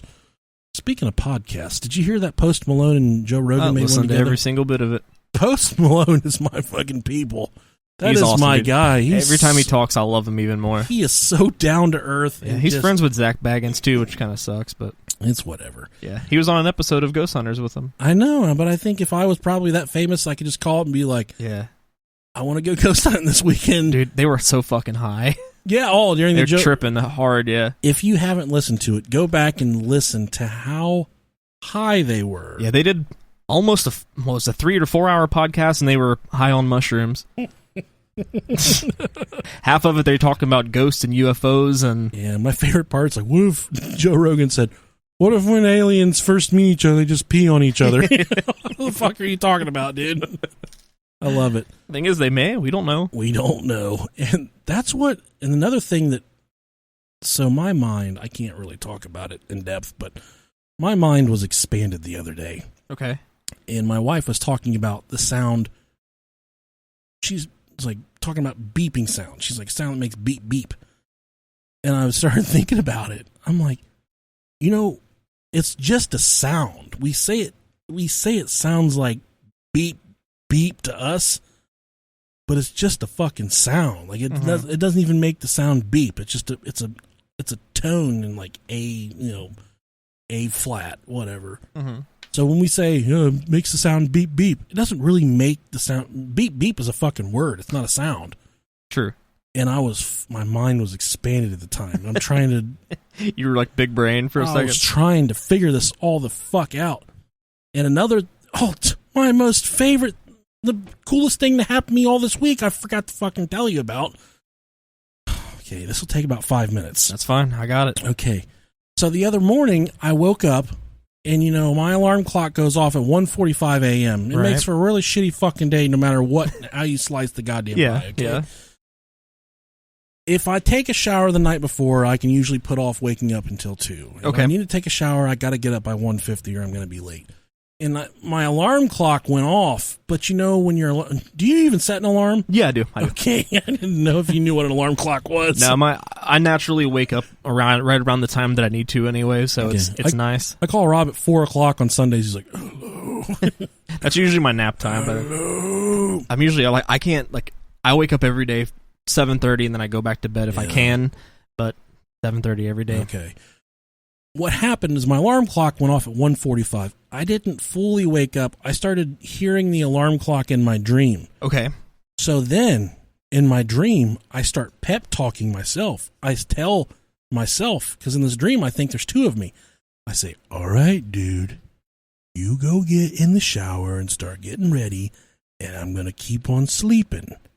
Whenever you're done getting ready, come wake me up and we'll go to work. Fuck yeah. This was in my dream.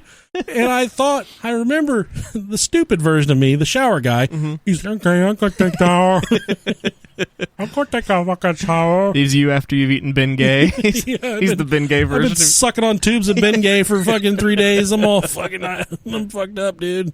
I got shitty hot dogs in the water. And I tell him, like, you go take a shower. Mm-hmm. I start talking to him like he's retarded, like he's my... Speaking really slowly. Whenever you're done in the shower, we'll meet in the living room. We'll go to work together. And he's like, okay, Nick. So he goes and gets in the shower. And I just remembered the fucking peace that overcame my entire being, just saying, I've done this every morning for the past 5 years. And I just feel it. I'm like, man, he's in there getting ready. He's going to be getting dressed soon, and all I got to do is meet him, and we're going to go. I finally wake up for real at like 2 o'clock, and I remember I was so happy when I woke up. I sat up out of the bed. I said, he's probably ready to go by now. I was wide awake at this point, not dreaming. Yeah. And I think to myself, he's probably ready by now. He's probably done. I didn't even hear him in the shower. I was so fucking... I just thought I had solved all the world's problems. Man. And then I look down and like feel my nuts are all sticky. I'm like, oh my God, I need a fucking shower still. That wasn't real. Like, no. Why, man? So that's why, and I thought about that all day. I was like, what if we could just send a fucking body double to go do things for us? What if you would have woken up and you were in the shower? Oh, dude, I'm fucking freak the fuck out. Fuck, dude. Why are you waking me up? Fucking water's just hitting you in the face. Are you the retarded Nick or the fat one that's stealing? I don't know who we are anymore.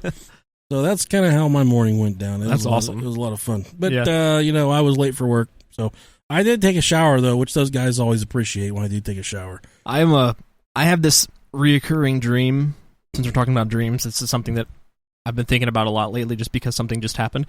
I have this reoccurring dream there that I'm driving either my work truck or just my car in general, and as I'm going down the freeway, my brakes go out. And I can't stop. That's scary. And it usually always happens when I'm coming off of the highway, off like an off ramp, and I have to like drive off to the side and I have to keep going and I can't stop. Oh, you're just rolling through town with no brakes. Yeah. Like I'm trying to let it coast, but it always happens while I'm exiting the highway. Yeah. So I'm at like max speed, and I'm like, fuck, I'm like moving, like just swerving to not hit cars and stuff. And when was it? Friday. I have 4 stops that I have to make. The first one canceled. I had like the second one. I don't know what happened to it. It didn't end up happening.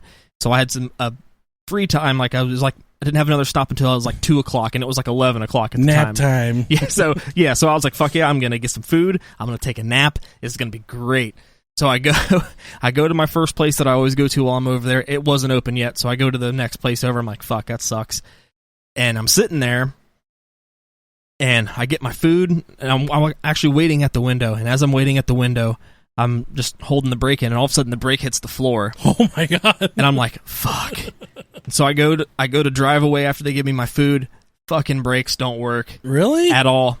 So I'm shit. like, I am so fucking glad, because right afterwards I was going to be getting on Indian Ripple, because I was over by the Green, which is a really busy road. Yeah, it is. And I was getting ready to get on 675.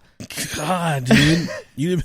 So if I wouldn't have went and got that food... Should have gone on the highway and be like, this is what I fucking trained for, dude. I've been training for this. Exactly. And I mean, I have this dream. I have the dream like at least once a week. Wow. And it always happens. It's always like just the part, like I just only remember me trying to get off the exit and then I can't stop.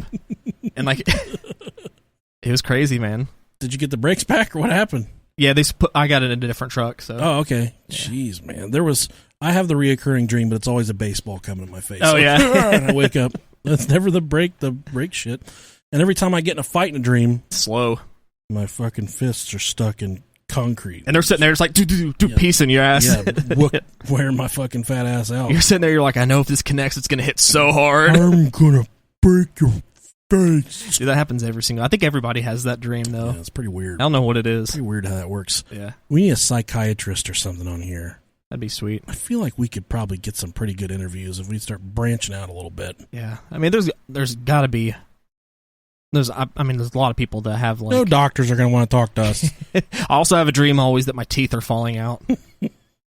We are from Northridge. I think just because that would traumatize me so bad. It's like the only good thing I have for me is my teeth. His teeth's a lot straighter than his wiener. That's so... Yeah, that's always one. They fucking crumble out of my face, and I'm just like crying in a corner. That's when I've had pretty good luck with teeth. Mine are crooked as shit, but I've never had cavities or anything. Oh, okay, yeah. Which makes it really easy to floss having gap teeth. I will say that. I can really get up in there. But I have 2 impacted wisdom teeth right now. Oh, dude, that's the worst. And they're starting to grow up and over my teeth, and it's the most fucking... I can hide an entire Happy Meal in the pocket in my teeth back there. It's I'd have fucking disgusting. All mine pulled because 2 of mine grew in sideways and hooked under my jaw and all this shit. Yeah, it wasn't fun. I need to talk to you about that more here in a little bit. Yeah, it's not fun. All right, guys. Thanks for sticking around for about 60 minutes of bonus content there. That was about nothing that had to do with the podcast. Nothing at all, just us talking shit. Yeah. So join us next week. We're probably going to be back in a couple days. Yeah. I'm going to really dig into that Eisenhower meeting the aliens. Fuck thing. yes. That's going to be really cool. Nice. You know, his great-granddaughter, Laura Eisenhower, she's very prevalent on the internet, and she does a lot of work with alien stuff and UFO stuff, and we have a contact to get to her. Oh, that'd be great. So I might try and hit her up and see if she'll come on. an interview? Yeah. But she's on the Alex Jones train. Fuck yes. She's pretty wild, dude. We need wild people. She's fucking woke. Let's put it that way. She is. Wild people are the most entertaining people. Woke as fuck. But thanks for joining us on the Brohio podcast this week. Yeah, Rob's got some really encouraging messages for you real quick. That's good. That's it. Okay, all right.